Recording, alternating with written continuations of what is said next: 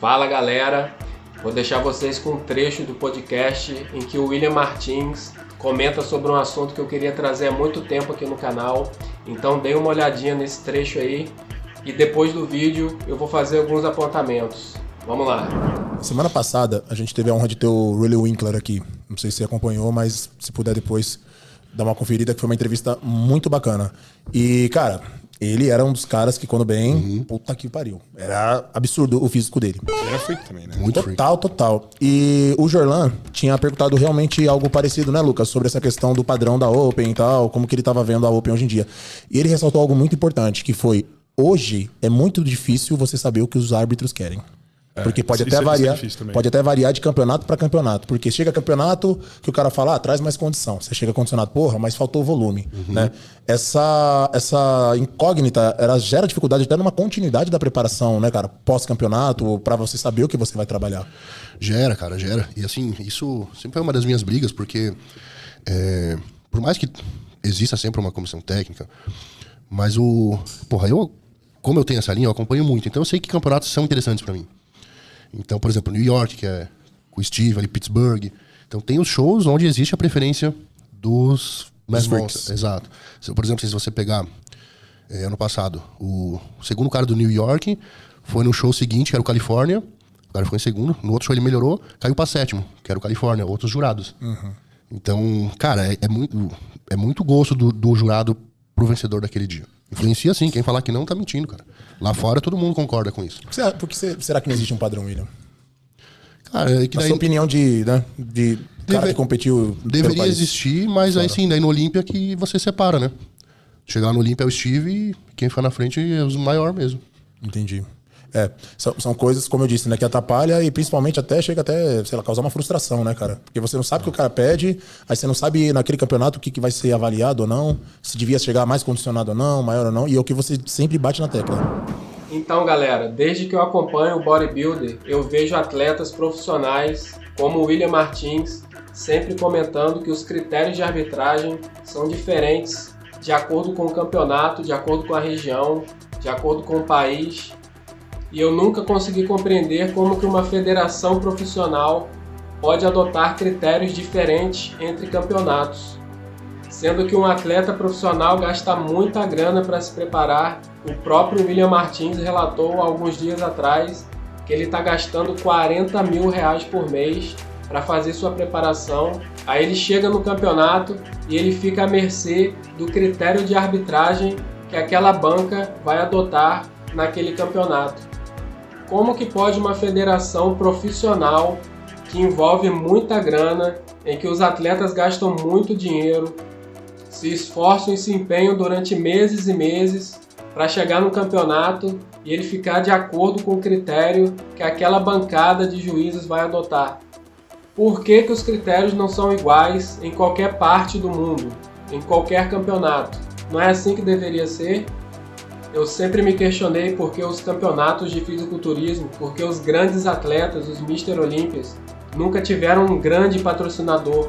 Um grande patrocinador que eu digo seria uma marca de tênis, seria uma marca de automóveis, um banco. Você não vê grandes patrocínios como esses em campeonatos ou patrocinando atletas. Por que será? As pessoas sempre falam que é por conta do fisiculturismo deixar muito aberto a questão de hormônios. Mas será que é só isso? Ou será que está faltando transparência nos campeonatos?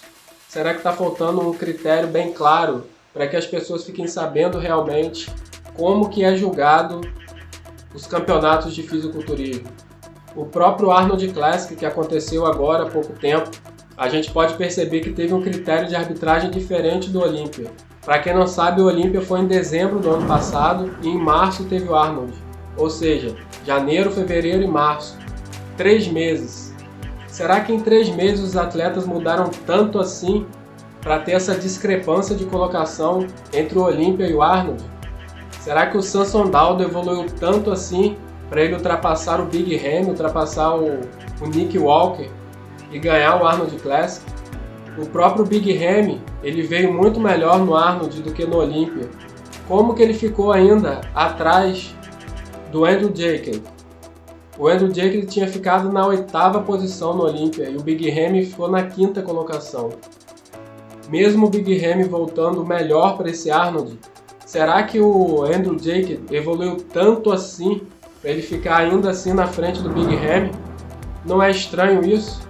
Aí a gente entra no site da IFBB para procurar os critérios de arbitragem das categorias e a gente não vê uma clareza, não vê esses critérios colocados ali de forma clara para que todo mundo possa entender. É lógico que tem um fator subjetivo, é lógico que cada árbitro pode enxergar de maneira diferente os atletas. E é exatamente por isso que os critérios têm que ficar muito bem colocados e muito bem claros em relação ao julgamento dos atletas. Bom pessoal, vamos dar uma olhadinha aqui no site da IFBB para a gente ver se tem algum critério de arbitragem colocado aqui no site. Vamos lá para as regras das categorias do turismo masculino.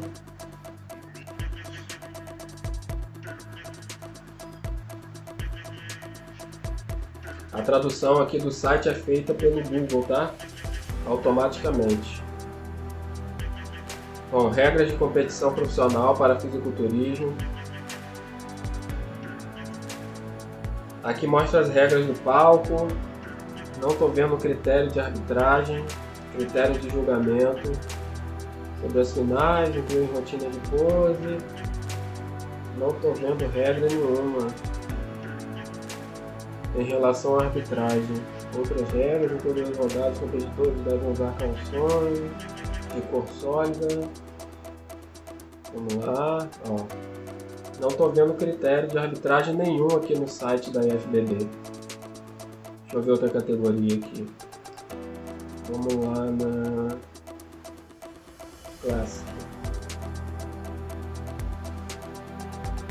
Vamos ver se tem algum critério de arbitragem aqui. Chamada do palco e ordem numérica. Aqui são os critérios, são as regras que o atleta tem que seguir no palco. Não fala nada sobre critério de arbitragem aqui. Outras regras, altura por peso. Anos padrão a ser usado era o Back Classic. Aqui está falando do calção da Classic. Não tem regra nenhuma de arbitragem aqui. Critério de arbitragem a gente não vê. Quando eu falo de critério, pessoal, é em relação a cada categoria, quais são os critérios que a arbitragem julga entre os atletas. Por exemplo, na categoria Open, o primeiro critério de avaliação seria o volume muscular. O segundo critério seria definição muscular. Terceiro critério, simetria. Não tem aqui no site da FBB isso deixado de maneira clara. Qual é o primeiro critério que é avaliado na categoria Open? É o volume muscular? É a muscularidade? É a definição muscular? É a simetria, proporção? Qual o peso que esses critérios têm em relação à nota que os competidores vão receber? Então isso acaba deixando que os julgamentos dos concursos de fisiculturismo variem muito de acordo com o campeonato, de acordo com a região. A IFBB não tem um padrão em relação aos critérios de cada categoria. Fora que coloca muita dúvida na cabeça do atleta. Será que nesse campeonato eu vou chegar mais seco? Eu vou chegar maior, mais cheio? Qual o critério que o juiz vai querer nesse campeonato? É complicado, não é?